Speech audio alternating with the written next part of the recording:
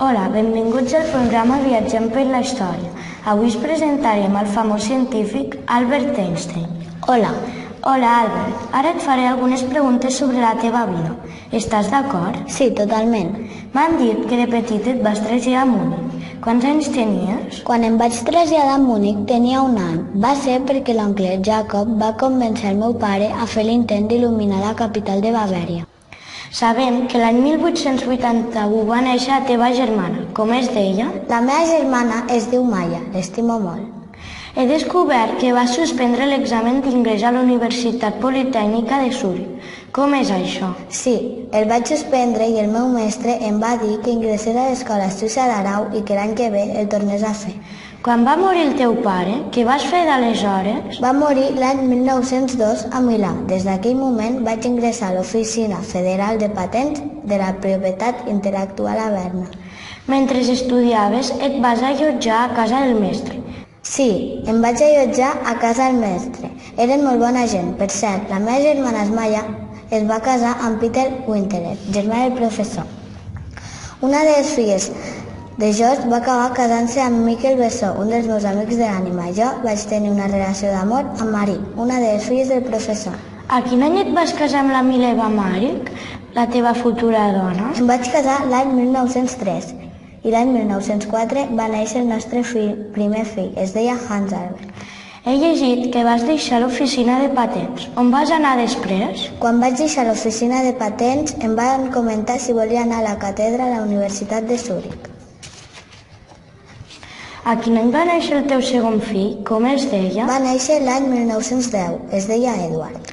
M'he informat que publiques diferents esbossos de teories. Quina vas publicar l'any 1913? Vaig publicar l'esbós de la teoria de relativitat generalitzada i una teoria de la gravitació. I què té d'especial la teoria general de la relativitat? Doncs que canvia la concepció de Newton.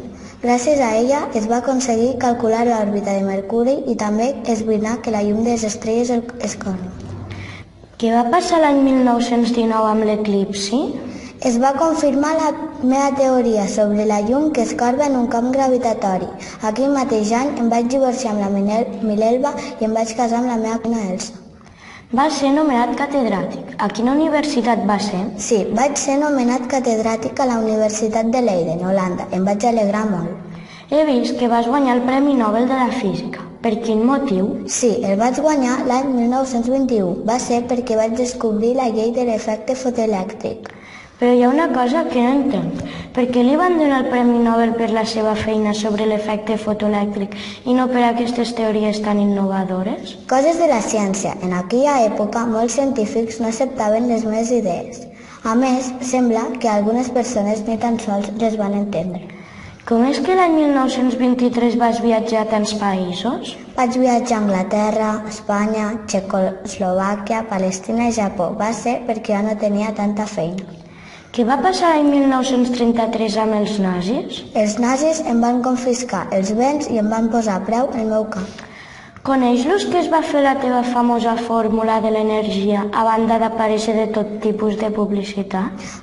Aquesta fórmula va significar la base per la generació d'energia nuclear i també ha afavorit a grans avenços en astronomia. L'any 1936 va morir Elsa, la teva segona dona i cosina.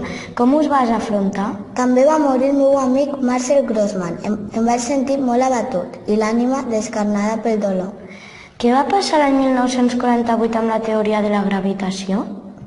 L'any 1948 vaig publicar la teoria general de la gravitació. Aquell mateix any també va morir la meva primera dona, la Minerva. M'han comentat que l'any 1950 vas fer el testament. Com és això? Sí, vaig fer el testament perquè començava a estar malament. L'any 1954 vas caure malalt. Quines malalties tenies? Sí, estava malalt. Patia insuficiència hepàtica, anèmia i astènia. Ha estat un plaer estar aquí amb tu. Gràcies. Jo també m'ho he passat molt bé. Adeu.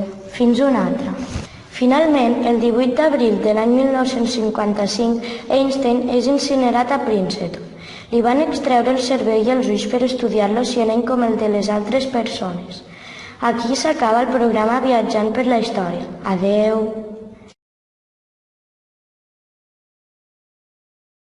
On està la Marina? Tot bé, no? Sí. Esteu ben sintonejats. On està la Marina? No el veu. I què? Que per estarà? A mi, per què? I la Marina on està? I quan us barregeu, podeu girar una banda i l'equilibri. Se'n veu que mira els ulls? No passa res. D'acord? Per més bloqueu.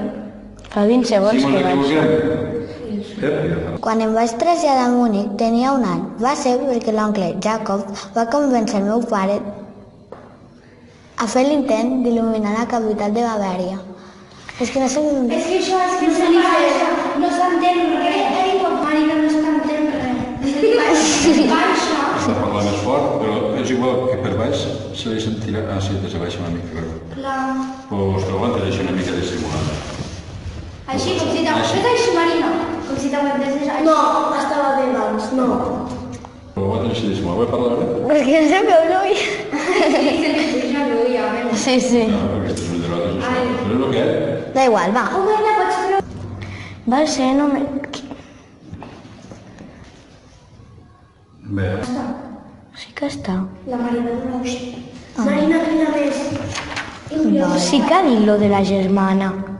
Sí, ha dit i me l'estimo molt.